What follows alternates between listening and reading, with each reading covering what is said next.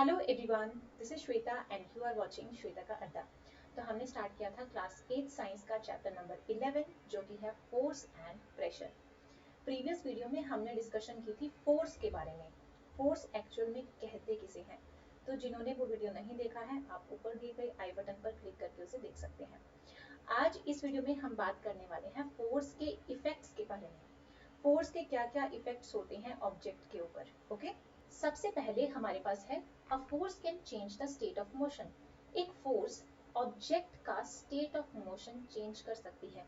अब state of motion change होने का क्या मतलब होता है, तो यहाँ पर नीचे एक लाइन दी गई है, सबसे पहले हम वो डिस्कस करते हैं। A change in either the speed of an object, या तो ऑब्जेक्ट की स्पीड चेंज हो या फिर इट्स डायरेक्शन ऑफ मोशन, जिस डायरेक्शन में वो ऑब्जेक्ट मूव कर रहा है, तो अगर उसकी डायरेक्शन चेंज हो जाए या फिर दोनों ही चीजें हो जाए, स्पीड भी चेंज हो जाए, डायरेक्शन भी चेंज हो जाए, तो हम कहेंगे कि उस ऑब्जेक्ट का स्टेट ऑफ मोशन चेंज हुआ है। ठीक है, आई होप ये सबको क्लियर होगा कि स्टेट ऑफ मोशन चेंज होने का क्या मतलब होता है। या तो ऑब्जेक्ट की स्पीड चेंज हो जाए या फिर डायरेक्शन चेंज हो जाए या फिर ये दोनों चीजें हो जाए। ठीक है, सबसे पहले हम चलते हैं एक्टिविटी पर। Take a rubber ball and place it on a level surface. एक रबर बॉल लेनी है और उसे एक लेवल सरफेस के ऊपर प्लेस करना है, जैसे फ्लोर हो गया। ठीक है, now make the ball move by giving it a push. Ball को मूव करवाना है उसे थोड़ा सा पुश करके। यहाँ पर आप क्या ऑब्जर्व करोगे, पहले बॉल रेस्ट पे थी, बाद में वो मोशन में आ गई, यानी उसकी स्पीड चेंज होगी। पहले स्पीड 0 थी, लेकिन जैसे ही हमने पुश किया तो बॉल की जो स्पीड है वो इंक्रीज हो गई, है ना। Now place a ruler in its path. अब हमें बॉल के पाथ में एक रूलर प्लेस करना है। तो यहाँ पर क्या होगा, जैसे ही बॉल रूलर से टकराएगी तो उसकी डायरेक्शन चेंज हो जाएगी। ठीक है, तो यहाँ पर जो रूलर है वो भी फोर्स एक्सर्ट कर रहा है, किस पर, बॉल पर, जिसकी वजह से बॉल की डायरेक्शन चेंज हो गई। तो यहाँ पर इस एक्टिविटी में क्या हो रहा है, बॉल की स्पीड चेंज हो रही है, डायरेक्शन चेंज हो रही है। ठीक है, तो इसीलिए कहा गया कि जो फोर्स है वो ऑब्जेक्ट का स्टेट ऑफ मोशन चेंज कर सकती है। ओके, अ फोर्स में bring a change in the state of motion of an object. देखो, जब बॉल रूलर से टकराएगी उसकी डायरेक्शन तो चेंज होगी ही होगी, साथ में उसकी स्पीड भी चेंज होगी। Okay, next is, if the force applied on the object is in the direction of its motion, the speed of the object increases। जिस डायरेक्शन में ऑब्जेक्ट ऑलरेडी मूव कर रहा है, अगर उसी डायरेक्शन में हम फोर्स अप्लाई करते हैं तो अल्टीमेटली क्या होगा, ऑब्जेक्ट की स्पीड इंक्रीज हो जाएगी, बढ़ जाएगी।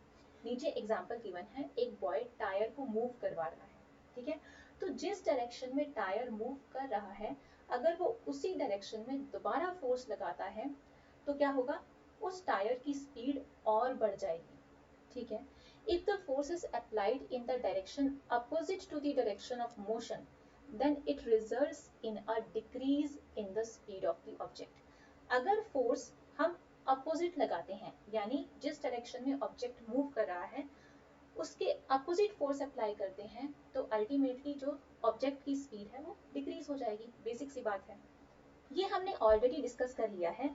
जब ऑब्जेक्ट की स्पीड चेंज होती है या फिर डायरेक्शन चेंज होती है या फिर ये दोनों चीजें होती हैं, तो हम कहते हैं कि ऑब्जेक्ट का स्टेट ऑफ मोशन चेंज हुआ है।